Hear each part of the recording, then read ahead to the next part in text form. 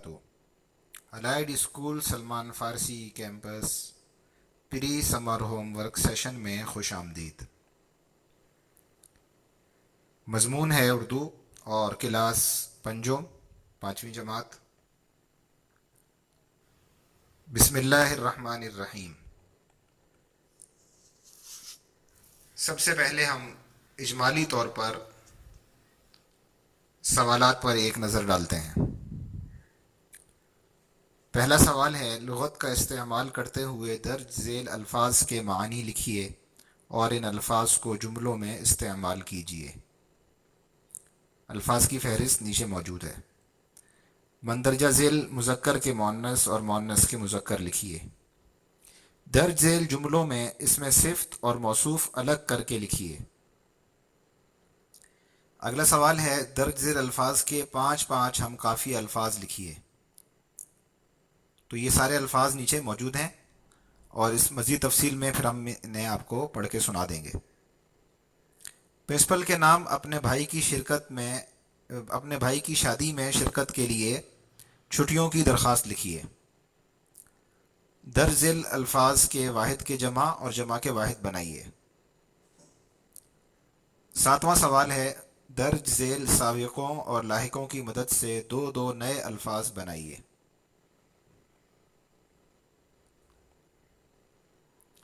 درج ذیل الفاظ کے مترادف الفاظ لکھیے۔ تو نیچے الفاظ کی فہرست موجود ہے۔ غرور کا سر نیچا، اخلاقی سبق پر کہانی لکھیے۔ 10واں سوال ہے، پاکستان کے 4 مشہور شہروں کے بارے میں معلومات اکٹھی کیجیے اور مشہور جگہوں کے بارے میں 10 جملے لکھیے۔ اس کے بعد سوال ہے، درج ذیل الفاظ کے متضاد الفاظ لکھیے۔ آگے چلیے، درج ذیل محاورات کے معنی لکھیے اور ان کو جملوں میں استعمال کیجیے۔ تو محاورے نیچے دیے گئے ہیں اور ہم تفصیلی طور پر جب ہم ان سوالات کو پڑھیں گے تو آپ کو پڑھ کے سنائیں گے۔ اگلا سوال ہے کہ پاکستان کو اللہ تعالیٰ نے خوبصورت موسموں سے نوازا ہے، ان موسموں میں سے اپنے پسندیدہ موسم پر مضمون لکھیے۔ آگے آپ کو کام دیا گیا ہے کہ دوست کے نام گرمیوں کی چھٹیوں میں سیر پر جانے کے لیے خط لکھیے۔ اور آخری سوال ہے کہ میجر عزیز بھٹی کی وطن پاکستان کے لیے محبت اور قربانی کے جذبے کو تفصیل سے بیان کیجیے۔ اب آئیے ہم ان سوالات میں کی جانب بڑھتے ہیں اور تفصیل سے ذرا انہیں دیکھتے ہیں۔ سب سے پہلے جو آپ کو چیز بتائی گئی ہے، جو آپ کو کام بتایا گیا ہے، وہ ہے کہ تعطیلات میں دیا گیا تحریری کام خوش خط لکھیے۔ تو خوش خط لکھنے کا مطلب یہ ہے کہ ہر لفظ اصول کے مطابق لکھا جائے۔ جو حروف سطر کے اوپر لکھے جاتے ہیں وہ سطر کے اوپر آئیں، جیسے بے کا خاندان، یہ تمام حروف سطر کے بالکل اوپر لکھے جاتے ہیں۔ جو حروف نصف حصے سے زائد سطر کے اوپر چوتھائی کے قریب سطر سے نیچے لکھے جاتے ہیں وہ اسی اصول کے مطابق ہوں۔ مثلا دال کا خاندان یا رے کا خاندان، یہ تمام حروف زیادہ ان حروف کا جو بڑا حصہ ہوتا ہے وہ سطر سے اوپر ہوتا ہے، لیکن معمولی سا سطر سے نیچے بھی آتا ہے، تو ان کو اسی طرح لکھا جائے۔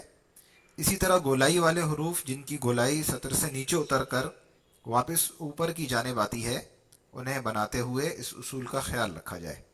مثلا جیم کا خاندان یا قاف، لام، نون وغیرہ، تو ان تمام حروف میں یہ جو ان کی گولائی ہے یہ سطر سے نیچے آتی ہے۔ لفظوں میں حروف کی چھوٹی شکلیں درست بنائی جائیں۔ عنوانات کے علاوہ جو بھی لکھیں یکساں اور برابر لکھیں، یعنی لفظ چھوٹے بڑے نہ ہوں اور ایک قطار میں ترتیب سے دکھائی دیتے ہوں۔ تو پہلا سوال تھا کہ لغت کا استعمال کرتے ہوئے درج ذیل الفاظ کے معنی لکھیے اور ان الفاظ کو جملوں میں استعمال کیجیے۔ تو ہم اس کی تفصیل آپ کو بتاتے ہیں ابھی، لیکن پہلے الفاظ دیکھ لیجئے۔ احسان، ویرانہ، مہکانہ، گدلہ، آلودہ، ریلا، موسیقی، شفاف، سبزہ، حامی بھرنا، تنہا، رائیگاں، کان بھرنا، گستاخی۔ تو ان الفاظ میں سے بعض محاورے ہیں اور بعض سادہ الفاظ ہیں۔ آپ ان الفاظ کو لغت میں سے دیکھ کر ان کا مطلب لکھیں گے اور اس کے بعد پھر آپ جو ہے انہیں کان بھرنا جو ہے یہ محاورہ ہے، تو اس کے بعد آپ انہیں جملوں میں استعمال کریں گے۔ اب لغت کے استعمال کا طریقہ ہم چوتھی کی اردو میں بیان کر چکے ہیں، لیکن آپ کی سہولت کے لیے دوبارہ بیان کر دیتے ہیں۔ لغت کا استعمال، لغت الفاظ کی ایک فہرست ہوتی ہے، اس میں تمام الفاظ الف بائی طریقے کے مطابق ہوتے ہیں، یعنی حروف تہجی کی ترتیب سے درج ہوتے ہیں۔ اگر آپ کتاب کا مطلب تلاش کرنا چاہتے ہیں تو کاف سے شروع ہونے والے الفاظ کی فہرست میں جائیں۔ کاف سے شروع ہونے والے الفاظ کی فہرست قاف کے بعد ہوگی۔ کاف کی فہرست میں کاف کے بعد بھی الف بائی ترتیب ہوگی، یعنی کاف کے بعد پہلے الف آئے گا، مثلا کاج، کار، کال، کام، کان۔ الف کے بعد بے کا نمبر ہوگا، مثلا کباڑ، کبوتر۔ تو الف با کی جو ترتیب ہے کاف سے شروع ہونے والے الفاظ میں، ہر یعنی لفظ جو کاف سے شروع ہو رہا ہوگا اس کے بعد دوبارہ الف با والی ترتیب آئے گی، اور پھر یہی ترتیب تیسرے حرف میں بھی ہوگی۔ بے کے بعد پے کا نمبر ہوگا، مثلا کپ، کپاس، کپڑے، یعنی کاف کے بعد، اور اسی طرح پے کے بعد تے کا نمبر آئے گا، مثلا کتاب۔ اگلا سوال ہے کہ مندرجہ ذیل مذکر کے مؤنث اور مؤنث کے مذکر لکھیے۔ تو مکڑا، مومن، ننا، نواب، شیرنی، دھوبی، گوالا، ابو، بیٹا، بھائی، بادشاہ، پوتا، پھوپھی، تائی، چچی، دادا، نانی، یہ سب الفاظ جو ہیں ان میں سے بعض کے مذکر ہیں، بعض جو ہے مذکر ہیں، ان کے مؤنث لکھنے ہیں، اور جن کے مؤنث ہیں ان کے مذکر لکھنے ہیں۔ تو مذکر اور مؤنث اسم کی اقسام ہیں۔ مذکر نر کے لیے اور مؤنث مادہ کے لیے استعمال ہوتا ہے۔ صفحہ نمبر 24 پر مذکر اور مؤنث کے لیے قواعد دیے گئے ہیں۔ اگلا سوال ہے، درج ذیل میں جملوں میں سے اسم صفت اور موصوف الگ کر کے لکھیے۔ مری میں بہت اونچے پہاڑ ہیں، وہ ایک بہادر سپاہی ہے، تم بہت سست ہو، علی ذہین لڑکا ہے، وہ نیک شخص ہے، پاکستان ایک پیارا ملک ہے۔ اسلم چالاک آدمی ہے، لوگ سادہ غذا کھاتے ہیں، فضا کے پاس سرخ گلاب ہے، کراچی میں کھارا پانی ملتا ہے۔ تو پیارے بچوں، اس میں صفت وہ ہوتا ہے جو دوسرے اسم کے متعلق بیان کرتا ہے کہ وہ کیسا ہے، یعنی وہ دوسرا اسم کیسا ہے، یعنی وہ اچھا ہے یا برا، اس کی رنگت یا کیفیت کیسی ہے۔ مثلا سادہ پانی تو یہ اس کی رنگت کو بیان کرے گا، یا ٹھنڈا پانی تو یہ اس کی کیفیت کو بیان کرے گا۔ ان دونوں مثالوں میں سادہ اور ٹھنڈا اس میں صفت ہیں جو پانی کے متعلق بتا رہے ہیں کہ وہ کیسا ہے۔ درج ذیل الفاظ کے 5 ہم قافی الفاظ لکھیے۔ الفاظ یہ ہیں: جنگل، کام، کمال، سب، تم، تقریر، پاک، نظر، رات، آسماں۔ ہم قافی الفاظ کا مطلب ہے ہم آواز الفاظ، یعنی وہ الفاظ جن کی آوازیں ملتی جلتی ہوں، مثلا کام، دام، نام۔ قافیہ یعنی ہم آواز الفاظ کا استعمال اشعار میں کیا جاتا ہے۔ صفحہ نمبر 50 پر ہم قافی الفاظ کے متعلق تفصیل موجود ہے۔ سوال نمبر 5، پرنسپل کے نام اپنے بھائی کی شادی میں شرکت کے لیے چھٹیوں کی درخواست لکھیے۔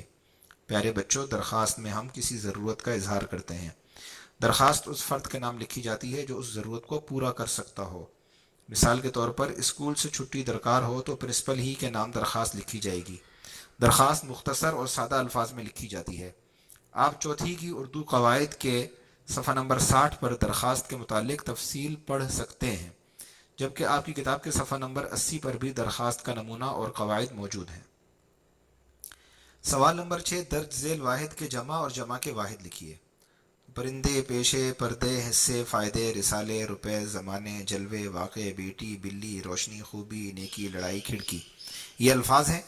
تو واحد وہ لفظ ہے جو ایک کے لیے بولا جائے، جبکہ جمع وہ لفظ ہے جو ایک سے زائد اشیاء کے لیے بولا جاتا ہے۔ آپ کی کتاب کے صفحہ نمبر 30 پر واحد اور جمع کے قواعد موجود ہیں۔ سوال نمبر 7، درج ذیل سابقوں اور لاحقوں کی مدد سے دو نئے الفاظ بنائیے۔ تو سابقے جیسے مثال کے طور پر بد، تنگ، بے، ان، اہل، اور لاحقے گار، دار، بان، ترین، دان۔ تو پیارے بچوں، سابقہ لفظ سے پہلے لگایا جاتا ہے جیسے بدترین، بد مزاج وغیرہ، اور لاحقہ لفظ کے بعد لگایا جاتا ہے جیسے خدمت گار، مددگار وغیرہ۔ صفحہ نمبر 53 پر اس متعلق قواعد موجود ہیں، تفصیل آپ وہاں دیکھ سکتے ہیں۔ اب ہم تھوڑا آگے چلتے ہیں اور اگلے سوال کو ہم دیکھتے ہیں کہ درج ذیل الفاظ کے مترادف لکھیے۔ مترادف الفاظ، تو پرانا، حیا، تلوار، تاریکی، ثمر، جنگ، جدید، چاند، چھاؤں، حاضر، حق، خسارہ، خوبصورت، دلیر، دنیا، ذریعہ، رہنما، افلاس۔ تو یہ الفاظ ایسے ہیں جو یعنی ایسے دو الفاظ جو ایک جیسے معنی رکھتے ہوں مترادف کہلاتے ہیں۔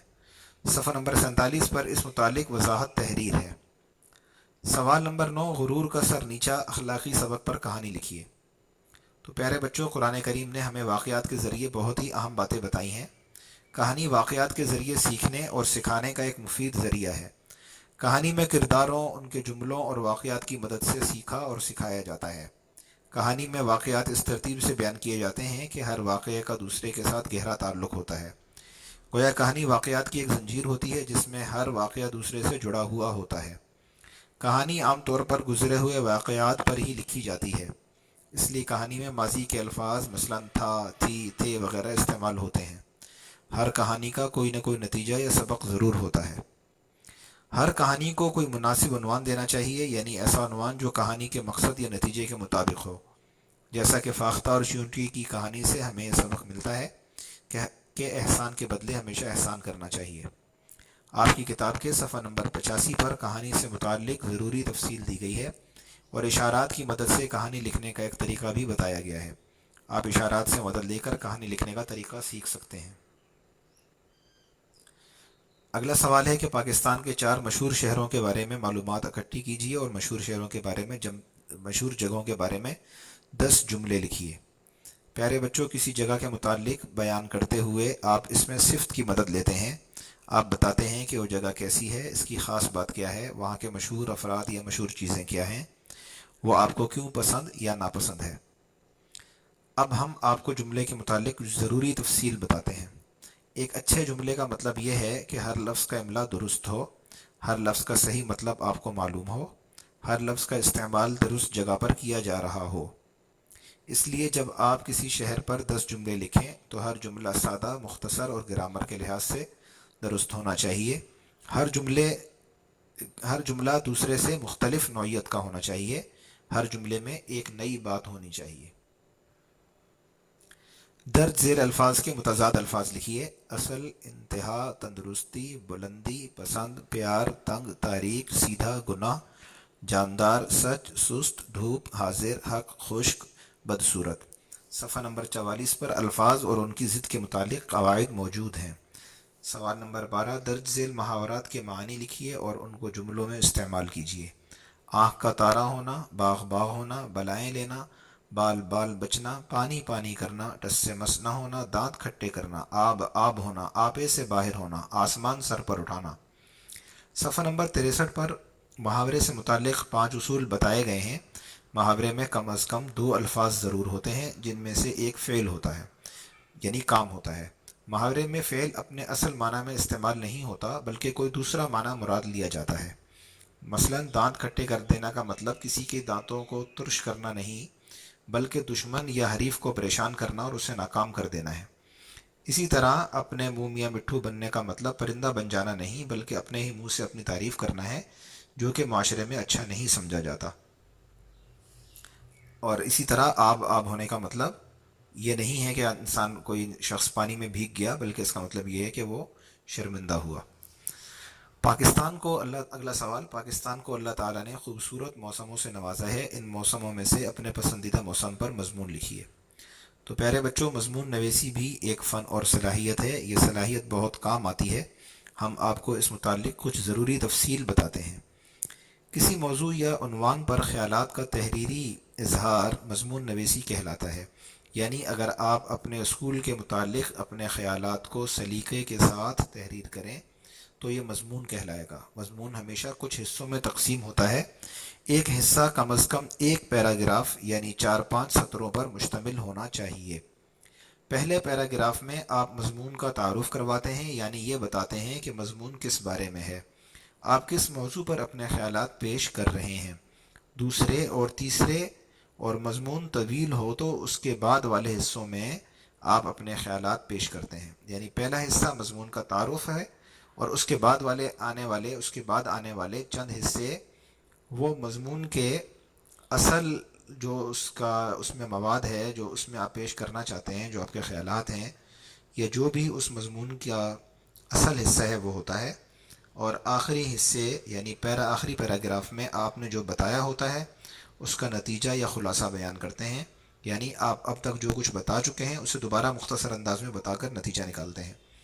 صفحہ نمبر 91 پر مضمون نویسی کے کچھ اصول بیان کیے گئے ہیں، آپ ان کی مدد لے کر مضمون لکھ سکتے ہیں۔ دوست کے نام گرمیوں کی چھٹیوں میں سیر پر جانے کے لیے خط لکھیے۔ خط لکھنا بھی ایک مہارت ہے۔ خط سادہ اور واضح الفاظ میں لکھنا چاہیے۔ خط میں جملے مختصر اور آداب کے مطابق ہونے چاہیے۔ بڑوں کے لیے احترام والے الفاظ اور چھوٹوں کے لیے بے تکلفی اور شفقت والے الفاظ استعمال ہوتے ہیں۔ صفحہ نمبر 71 پر خط نویسی کے اصول بیان کیے گئے ہیں۔ آخری سوال ہے کہ میجر عزیز بھٹی کی وطن پاکستان کے لیے محبت اور قربانی کے جذبے کو تفصیل سے بیان کیجیے۔ تفصیل ذرا سمجھ لیتے ہیں کہ یہ سوال شخصیت پر لکھنے سے متعلق ہے۔ شخصیت پر کسی فرد کے متعلق تفصیل بیان کرنا خود ایک قابلیت کا کام ہے۔ ہم آپ کو اس متعلق کچھ ضروری باتیں بتاتے ہیں۔ جب آپ کسی شخصیت کے متعلق لکھتے ہیں تو سب سے پہلے اس کے مکمل نام، خاندان وغیرہ کے متعلق معلومات حاصل کرتے ہیں اور بیان کرتے ہیں۔ پھر اس کے جو علاقہ ہے یعنی شہر یا قصبے وغیرہ کا ذکر کرتے ہیں، اور پھر اس کی زندگی کے حالات کو پیش کرتے ہیں۔ آپ یہ بھی بتاتے ہیں کہ اس کی بنیادی صفات کیا تھیں، یعنی اس کا مزاج کیسا تھا، عادات کیا تھیں، اور یہ کہ لوگوں کے ساتھ اس کا برتاؤ کیسا ہوتا تھا۔ اس کے علاوہ آپ اس کے کارنامے بیان کرتے ہیں اور بتاتے ہیں کہ اس نے یہ کارنامے کیسے اور کیوں انجام دیے اور اس سے انسانوں کو کیا فائدہ پہنچا۔ ان اشاروں کی مدد سے آپ میجر عزیز بھٹی شہید کی شخصیت اور ان کی بہادری اور وطن کی خاطر ان کی قربانی کی تفصیل بسہولت بیان کر سکتے ہیں۔ اب آپ اجازت دیجیے۔ السلام علیکم ورحمۃ اللہ وبرکاتہ۔